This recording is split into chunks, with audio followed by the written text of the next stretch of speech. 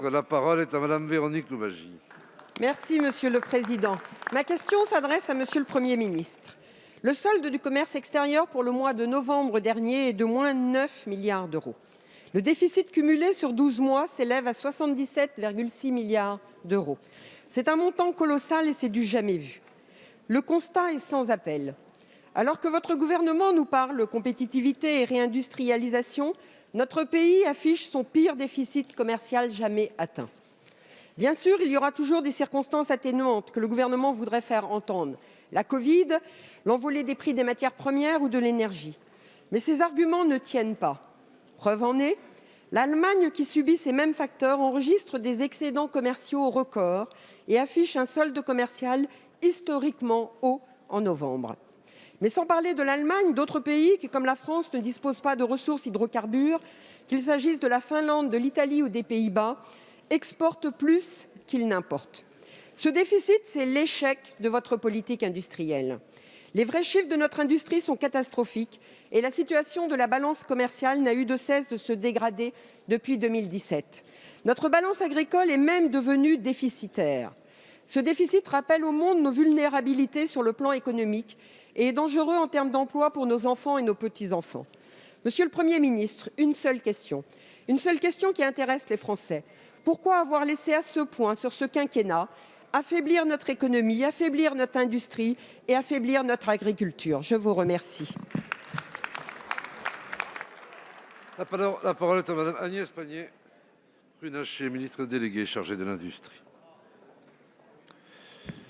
Merci, Monsieur le Président, Mesdames et Messieurs les députés, Madame la députée Louwagie. Vous avez raison, le dernier chiffre de déficit commercial de novembre 2021 tranche avec les bons indicateurs économiques que nous avons par ailleurs en matière d'emploi et en matière de croissance. Il y a d'abord deux raisons conjoncturelles, vous en citez une, qui sont la croissance du coût de l'énergie et des matières premières, qui surenchérissent nos importations. Il y en a une deuxième, qui est que la reprise économique est plus forte en France que dans les autres pays européens, ce qui renchérit également nos importations. Mais là où vous avez raison, c'est que cette situation, elle est structurelle, elle est héritée d'une gestion de 30 ans de capitulation industrielle et il me semble bien que chacun ici y a pris un peu sa part. Car il est facile de clamer qu'il faut exporter après avoir prôné des entreprises sans usine, comme dans les années où vous étiez aux affaires. Il est facile de demander plus d'usines après avoir été à l'origine de records d'impôts de production et de records d'augmentation de fiscalité.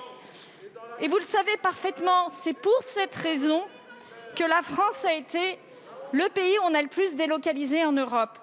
Depuis 5 ans, nous travaillons à redresser la situation sous l'égide du Président de la République. Des décisions courageuses de baisse de la fiscalité du capital et des entreprises, de simplification administrative, de réforme du Code du travail ont été prises par cette majorité. Ces décisions, vous auriez pu les prendre. Ça nous aurait fait gagner 10 ans. Des mesures que vous n'avez pas eu le courage de prendre. Et ces mesures, elles portent leurs fruits aujourd'hui. Alors ça va prendre du temps. Ce n'est ni aisé ni facile de réindustrialiser notre pays. Mais vous le voyez, en 2020, nous ouvrons 2 fois plus d'usines que nous enfermons. Et c'est la première fois que nous avons ce résultat depuis qu'on fait ce suivi statistique. Nous devons aller plus loin pour rétablir notre position à l'export et nous le ferons notamment avec France 2030, car nous avons enfin une politique industrielle digne de ce nom. La parole est à Madame Célia Delahaye. Merci, Madame Monsieur le Louwagie, Président. excusez-moi, Madame Louwagie, vous avez un temps de réponse. Pardon. Excusez-moi, vous avez la parole. Merci, Monsieur le Président. Madame la Ministre, la croissance et les chiffres de l'emploi dont vous nous parlez ne sont tirés que par votre dette et la dette que vous laissez aux Français et nos importations.